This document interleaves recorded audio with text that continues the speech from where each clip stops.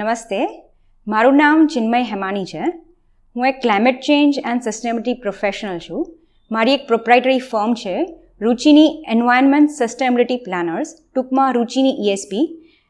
રુચિની ESPમાં અમે મુખ્યત્વે 3 પ્રકારના કામો કરીએ છીએ: પર્યાવરણ અને જલવાયુ પરિવર્તનને લગતા, environment, climate change and sustainable લિવિંગને લગતા 3 ટાઈપના કામો કરીએ છીએ. પહેલું છે રિસર્ચ, સંશોધનના કામો, જેમાં ફિલ્ડ રિસર્ચ અને ડેસ્ક રિસર્ચના કામો કરીએ છીએ. બીજું છે ડેટા એનાલિસિસ એન્ડ ડોક્યુમેન્ટેશન. તો જે ડેટા ફિલ્ડ અને ડેસ્ક રિસર્ચમાંથી કલેક્ટ થયો હોય એનું એનાલિસિસ કરવાનું અને એને ડોક્યુમેન્ટેશન કરવાનું. આ 2 જે કામો છે અમે ગ્રાન્ટ બેઝ પ્રોજેક્ટ્સના રૂપે લઈએ છીએ. અન્ય સંસ્થાઓ સાથે જોડાઈને કામ કરીએ છીએ, NGOs છે કે પછી કોર્પોરેટ સોશિયલ રિસ્પોન્સિબિલિટીના પ્રોજેક્ટ્સના ફોર્મમાં સાથે મળીને કામ કરીએ છીએ. અને ત્રીજું જે હું કામ કરું છું આ સંસ્થાની અંદર એ જનજાગૃતિના કામ છે, એટલે કે કમ્યુનિટી આઉટરીચના પ્રોજેક્ટ્સ છે, જેમ કે ટ્રી પ્લાન્ટેશન ડ્રાઇવ્સ છે, ક્લાઇમેટ ચેન્જ અવેરનેસના વેબિનાર્સ છે, સેમિનાર્સ છે, વર્કશોપ્સ છે, કિચન ગાર્ડનિંગના વર્કશોપ્સ છે, અન્ય સસ્ટેનેબલ લિવિંગના જે DIY પ્રોજેક્ટ્સ હોય, do it your self projects હોય એના વર્કશોપ્સને એ બધા અમે પ્રોજેક્ટ્સ કમ્યુનિટી આઉટરીચના અંદર અમે લઈએ છીએ. અને હવે એક અમે નવું કામ આ સંસ્થાની અંદર કરવા જઈ રહ્યા છીએ કે હવે સરકાર જે છે, ગવર્મેન્ટ છે, એ બિઝનેસીસને બી રિસ્પોન્સિબલ ગણે છે સસ્ટેનેબિલિટીના ઉપર. તો બિઝનેસ સસ્ટેનેબિલિટી રિપોર્ટિંગના બી હવે અમે કામો શરૂ કરવાના છીએ. તો અહીં હું એક ક્લાઇમેટ ચેન્જ ડોમેન એક્સપર્ટના ફોર્મમાં નહીં, પણ એક કન્સર્ન સિટીઝનના ફોર્મમાં આ એક ટોક હું રજૂ કરીશ. કેમ કે ક્લાઇમેટ ક્રાઇસિસ આપણે જાણીએ છીએ કે આવનારા સમયમાં કેટલું નુકસાન આવનારી પેઢીઓને કરવાની, એટલે આપણને બી કરવાની છે. તો હું એક કન્સર્ન સિટીઝનના ફોર્મમાં આપણે ઇન્ફોર્મેશન અને મારી લાઈફ જર્નીમાં મેં શું શીખ્યું છે એના ઉપર હું થોડી વાતો શેર કરીશ. તો થોડું મારા લાઈફ જર્ની વિશે હું વાત કરું. મારું અભ્યાસ જે છે એ મેં બેચલર્સ જે છે એ મેં ઇલેક્ટ્રોનિક્સ એન્ડ કમ્યુનિકેશન એન્જિનિયરિંગમાં કર્યું હતું. અને મેં ઓલમોસ્ટ 8 years ટેલિકોમ સેક્ટરમાં મેં જોબ કરી. ફર્સ્ટ 4 years છે એ રિલાયન્સ ઇન્ફોકોમમાં રાજકોટમાં કરી. પછી મેં થોડો ગેપ લીધો હતો, થોડા મહિનાઓનો, અને પછી મેં ટાટા કન્સલ્ટન્સી સર્વિસીસ મુંબઈમાં મેં જોબ કરી હતી. તો આ ટેલિકોમ સેક્ટરની જે મારી પ્રોફેશનલ જર્ની હતી એ દરમિયાન બી હું એન્વાયરમેન્ટને લગતા કામો કરતી હતી. રિલાયન્સમાં અમે થોડા 3 hours ઉપર કામ કર્યું હતું, રિડ્યુસ, રીયુઝ, રિસાયકલ. એટલે અમે કંપનીના એસોસિએટ્સ ભેગા મળીને થોડા 3 hours ઉપરના કામો કરતા હતા. પછી જે મારો બ્રેક પીરિયડ હતો 3-4 monthsનો, ત્યારે મેં મારા બ્રધરે અને TBI ધ બેટર ઇન્ડિયાનો ફાઉન્ડર છે, અમે બ્રેઇનસ્ટોર્મિંગ થોડું કર્યું હતું. એ સમયે 2006માં startup was not a norm, but અમે થોડું ત્યારે સ્ટાર્ટઅપ એન્વાયરમેન્ટને લગતું અમે શરૂ કરવાનું વિચાર્યું હતું, which did not work out. પછી મેં મારી જોબ જ્યારે TCSમાં શરૂ કરી હતી તો 5 days a week અમને ટેલિકોમ ઉપર મારા જે કોર ડોમેન હતું એની ઉપર મારા પ્રોજેક્ટ્સ હતા. બટ ધ રિમેનિંગ 2 days અમારા વીકેન્ડ્સ હતા. અમે એ દરમિયાન અમે બહુ બધા એન્વાયરમેન્ટને અવેરનેસના લગતા પ્રોજેક્ટ્સને કામો કરતા હતા. તો TCSમાં એક જે બહુ જ સારું હતું કે કંપનીમાં એક CSRનું પ્લેટફોર્મ હતું, કોર્પોરેટ સોશિયલ રિસ્પોન્સિબિલિટીનું પ્લેટફોર્મ હતું. અને એમાં એક બીજી સરસ વાત હતી કે તમે કોઈ બી 10 એમ્પ્લોઈઝને કોઈ એક કોઝ ઉપર કામ કરવું હોય તો તમે ભેગા મળીને એક તમારું પોતાનું ક્લબ શરૂ કરી શકો. તો TCSની અંદર અમે 10 મિત્રોએ ભેગા મળીને એક એન્વાયરમેન્ટ ક્લબ શરૂ કર્યું હતું. અને અમારા વીકેન્ડ દરમિયાન અમે કંપનીના એમ્પ્લોઈઝ માટે અને બહારના લોકો માટે અમે ઘણા બધા અવેરનેસના કામો, બીચ ક્લીનઅપ્સ છે, રેલવે સ્ટેશન ક્લીનઅપ્સ છે, નેચર ટ્રેલ્સ છે, ક્લાઇમેટ ચેન્જ અવેરનેસના ટોક્સ છે, કે એક્સપર્ટ ટોક્સ હોય, બાયોડિવર્સિટી કન્ઝર્વેશનની વાત હોય, ટર્ટલ કન્ઝર્વેશનના પ્રોગ્રામ્સ હોય. તો એવા બહુ બધા પ્રોજેક્ટ્સ અમે વીકેન્ડ્સમાં કરતા હતા.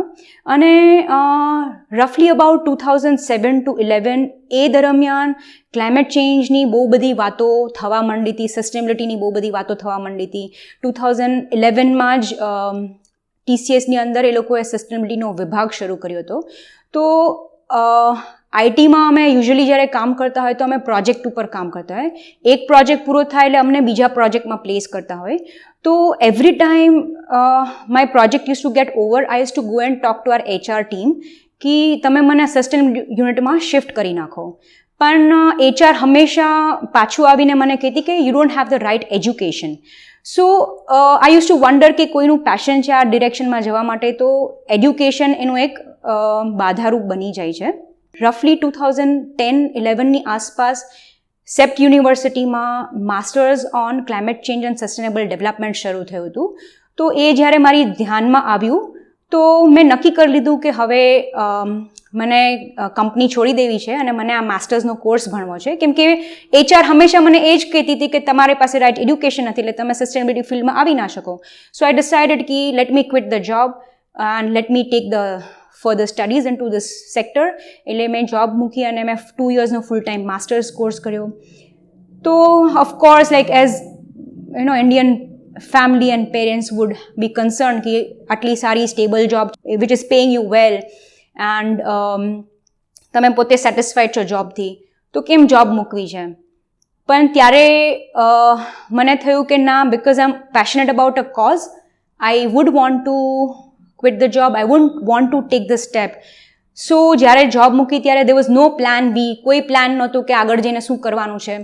પણ I was pretty sure, like મારું કોન્શિયસ મને કહેતું હતું કે ના, this is the right direction to take, and that is how I started that journey. So when I look back now, એવું તો નહોતું કે ખાલી જે મેં TCSમાં CSRના અંડર અમે જે એન્વાયરમેન્ટના કન્ઝર્વેશનના લગતા જે કામો કર્યા છે એના ઉપરથી જ મેં આ સ્ટેપ લીધું છે. હું જ્યારે મારું બાળપણ વિચારું તો બાળપણમાં અમે બહુ બધા એન્વાયરમેન્ટના કેમ્પ્સ અટેન્ડ કર્યા હતા જે WWF કન્ડક્ટ કરતી હતી, અને એમાં જ્યારે નેચર કેમ્પ્સમાં જતા ત્યારે ખૂબ મજા આવતી હતી. It use to instil a sense of wonder in us. Biodiversity શું છે, અન્ય સ્પીશીઝના ઉપર જાણકારી, એ જાણકારી લેવા અને એ ત્યાં મોમેન્ટ સ્પેન્ડ કરવામાં, નેચરની સાથે મોમેન્ટ સ્પેન્ડ કરવામાં ખૂબ મજા આવતી હતી. તો એ બી એક it has left its own imprint. અને બીજું મને જે અત્યારના યાદ આવે છે કે અમારા સ્કૂલિંગ દરમિયાન લાઈક રફલી 1990sના આસપાસ અમારા એક ટીચર હતા અને એમને એન્વાયરમેન્ટ કન્ઝર્વેશન ઉપર અમને એક પ્રોજેક્ટ આપ્યો હતો. તો એ વખતે એ પ્રોજેક્ટમાં મેં 4 કાર્ટૂન્સ એક કોઈ મેગેઝિનમાંથી ડ્રો કર્યા હતા, કોપી કર્યા હતા રાધર. ત્યારે ઇન્ટરનેટનો જમાનો નહોતો એટલે we use to refer to books, અને એમાંથી મેં મેગેઝિનમાંથી એ 4 કાર્ટૂન્સ ડ્રો કર્યા હતા. એ ગ્લોબલ વોર્મિંગ ઉપરના કાર્ટૂન્સ હતા, અને એમાં એક કાર્ટૂન હતું જે ડ્રોટ ઉપરનું હતું, બીજું જે કાર્ટૂન હતું એ ફ્લડિંગ ઉપરનું હતું, ત્રીજું હતું જે આર્કટિક અને એન્ટાર્કટિકના આઈસ શીટ્સ જે છે, ગ્લેશિયર્સ મેલ્ટ થાય છે ને એના લીધે જે પોલર બેર્સ ને અન્ય જે પાણી ઉપરના જીવ છે એને શું તકલીફો થાય છે એના ઉપરનું હતું. તો આ કાર્ટૂન્સ એટલો બધા મારા દિમાગમાં એની અસર કરી ગઈ હતી કે when I look back now and when I connect the dots, I feel ki these incidences have also made a lot of imprints in my life and the decision and the career which I've chosen and the life that I've chosen now. બીજું ઇમ્પ્રિન્ટ છે કે જ્યારે આગળ મેં જેમ તમને કહ્યું કે કંપનીમાં અમે વીકેન્ડ્સમાં બહુ બધી એન્વાયરમેન્ટ કોન્ઝર્વેશન રિલેટેડ એક્ટિવિટીઝ કરતા હતા. તો ઘણી બધી એક્ટિવિટીઝ એવી હતી કે દો દે વર પોઝિટિવ ઇવેન્ટ્સ લાઈક સે ફોર એક્ઝામ્પલ બીચ ક્લીનઅપ્સ છે કે રેલવે સ્ટેશન ક્લીનઅપ્સ છે કે કોઈ બી નેચર ટ્રેલ્સ છે, તો એ ઇવેન્ટના બાદ અમે કંપનીના એસોસિએટ્સને બહુ બધું ફૂડ, પેકેજ ફૂડમાં આપતા હતા, ક્લીનઅપ માટે અમે પ્લાસ્ટિક ગ્લોવ્સ આપતા હતા. તો એ ઇવેન્ટ્સ દરમિયાન મને એવો વિચાર આવતો કે ભલે આપણે કોન્ઝર્વેશન, એન્વાયરમેન્ટના સંરક્ષણના કામો કરીએ છીએ પણ આપણે પોતે બહુ બધું વેસ્ટ જનરેટ કરીએ છીએ. તો આ જે મેથોડોલોજી છે probably this is not the right methodology to approach or to operate. અને બિકોઝ હું IT ફિલ્ડમાં હતી ત્યારે ટેકનોલોજી સાથે જોડાયેલી હતી, તો એવું બી થતું કે technology has made the world small world, it has interconnected us, it has made our life really easy, but globalization and industrialization is leading to a lot of destruction, is leading to a lot of inequities in our life. આપણે usually જે ટેલિવિઝનમાં ads આવે છે કે જે marketing ગિમિક્સથી આપણને કહેવામાં આવે છે કે consume more, and you will be happy, એ બધા નોશન્સમાં આઈ હેડ સ્ટાર્ટેડ ક્વેશ્ચનિંગ કે is this the right way, is this the right approach to life. કેમ કે આપણને ધ્યાન જ નથી કે આપણે જે બી કન્ઝ્યુમ કરીએ છીએ એ પ્રોડક્ટ્સની એન્ડ ઓફ લાઈફ શું છે, એ પ્રોડક્ટ, એ વેસ્ટ ક્યાં જઈને લેન્ડ થાય છે. સપોઝિંગ લેન્ડફિલમાં ગયું છે તો એના અન્ય જીવોને એની શું અસર થાય છે, એ લેન્ડફિલની આસપાસ રહેતા જે લોકો છે એની એ વેસ્ટની એ લોકોના જિંદગીમાં એની હેલ્થ ઉપર એની શું અસર થાય છે. We never think about this, media does not talk about this. So હંમેશા આ જ્યારે એક્ટિવિટીઝ અમે કરતા ત્યારે હું અમારા એક્ટિવિટીની પદ્ધતિ પર એક ક્વેશ્ચન રેઝ કરતી હતી. અને લકીલી જ્યારે મેં મારું માસ્ટર્સ કર્યું ત્યારે અમને ડેવલપમેન્ટની ખાલી એક સાઇડ ઓફ સ્ટોરી જે આપણને મીડિયામાં પ્લે થતી હોય છે કે development means only economic development, means economic infrastructure development, એ નથી. એના સિવાય બી અન્ય પાસાઓ છે એમાં, લાઈક સોશિયલ ડેવલપમેન્ટ છે, એન્વાયરમેન્ટલ ડેવલપમેન્ટ છે, જે મીડિયામાં યુઝ્યુઅલી પ્લે નથી થતા.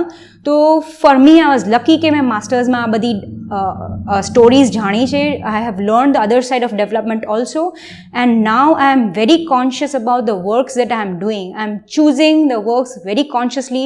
હું જે સંસ્થાઓ સાથે જોડાઉં છું, ગ્રાસરૂટ લેવલની સંસ્થાઓ છે જે એકચ્યુઅલી લોકોને એના કોઝ માટે અફેક્ટ કરતી હોય કે એને ઇમ્પ્રૂવમેન્ટના, એના જે લાઈફ છે કે એની લાઈફસ્ટાઈલને ઇમ્પ્રૂવ કરતી પદ્ધતિઓમાં હેલ્પ કરતી હોય.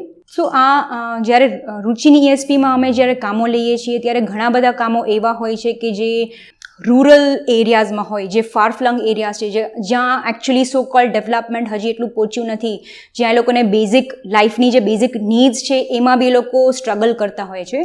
તો એવા ફિલ્ડમાં અમે જઈને સ્ટડી કર્યા છે. ઘણા બધા પ્રોજેક્ટમાં અમે જે NGOની સાથે કામ જોડાઈને કર્યું છે એમાં એ લોકો અર્બન સ્લમ સાથે કામ કરતા હોય છે, ખાસ કરીને બહેનો સાથે. તો એ જગ્યાએ જ્યારે અમે ફિલ્ડ રિસર્ચને સ્ટડી કર્યા છે તો એ ઇન્સિડન્ટ્સ બી અમને ઘણું શીખવે છે. જેમ કે એ લોકો છે એ મિનિમલ રિસોર્સિસમાં જીવે છે. સો એવું કેવું આપણે જીવન જીવીએ કે જે આપણે રિસોર્સ એક્સટ્રેક્શન પર નહીં પણ મિનિમલ રિસોર્સિસમાં આપણે રિસોર્સ એફિશિયન્ટલી કેવી રીતે આપણે જીવીએ, એ મને આ પ્રોજેક્ટ્સ ઉપરથી મને શીખવા મળે છે. So I am also follower and a believer of frugal living, અને આ બધા ઇન્સિડન્સીસમાંથી હું ઘણું બધું શીખું છું. બીજું મને એક યાદ આવે કે જ્યારે ચાઇલ્ડહુડમાં મેં મારા ગ્રાન્ડમધરને વર્ક કરતા જોયા છે તો આઈ વુડ સે કે she has been immensely frugal in her ways. એટલે કોઈ બી ચીજ, કોઈ બી નાની વસ્તુ છે એને કેવી રીતે રિડ્યુસ, એના વોન્ટ્સને રિડ્યુસ કરવા, રીયુઝ કેવી રીતે કરવી, એને રિસાયકલ કેવી રીતે કરી, અપસાયકલ કેવી રીતે કરવું, એ મેં મારા ગ્રાન્ડમધરમાંથી ઘણું બધું જોયું. ને એ ચાઇલ્ડહુડ મેમરીઝ મારા પોતાના બી વે ઓફ વર્કિંગમાં મેં એને એમ્બેડ કરી છે. અને અમુક જે કામો મેં કર્યા છે એ એક ટ્રેડિશનલ એડ્યુકેશન ઇન્સ્ટિટ્યૂટ છે, ગુરુકુલમ છે, જે એક રિલિજિયસ ટ્રસ્ટ ચલાવે છે. એમાં અમે આપણા જે traditional Indian ways of living જે એન્વાયરમેન્ટ ફ્રેન્ડલી હતા અને સસ્ટેનેબલ હતા એની ઉપર અમે ડોક્યુમેન્ટેશનનું કામ કર્યું હતું. તો એ જ્યારે અમે સ્ટડી કરતા હતા ત્યારે જાણવા મળ્યું કે ઇન્ડિયા એટલું બધું ટ્રેડિશનલી ને કલ્ચરલી રિચ છે, but સમહાઉ we have just focused on western, we have અડોપ્ટેડ western lifestyle. તો અગર આપણે એ જો પ્રેક્ટિસીસ, ટ્રેડિશનલ પ્રેક્ટિસીસ જે નેચરલ રિસોર્સિસને કેમ મિનિમલ યુઝ કરવું, કેમ ઇન્ડિજિનસ આર્ટને પ્રમોટ કરવું, કેમ કોઈ બી વસ્તુને એફિશિયન્ટલી યુઝ કરવું, એની અગર આપણે એના ઉપર જો ફોકસ કરીએ તો I think India can lead the world in terms of sustainable living. And આજે મારા એક્સપિરિયન્સ છે, it has taught me how to build in wellbeing of all animate and inanimate things. એટલે સજીવ અને નિર્જીવ ચીજ વસ્તુને હું ફોકસ, સેન્ટર ઓફ ફોકસમાં રાખીને કેવી રીતે આપણે આપણી જીવનશૈલી અડોપ્ટ કરવી, એ હું મારા લાઈફના પ્રિન્સિપલ્સમાં હવે અડોપ્ટ કરતી થઈ ગઈ છું આ બધા એક્સપિરિયન્સ પછી. Some of the challenges I would like to talk about. Though all of this looks very hunky dory, પણ આ જે આ ટાઈપના જે વર્ક છે એમાં ઘણી બધી ચેલેન્જીસ આવતી હોય છે. અને આઈ થિંક સિમિલર ચેલેન્જીસ હરેક સેક્ટરમાં આવતી હોય છે.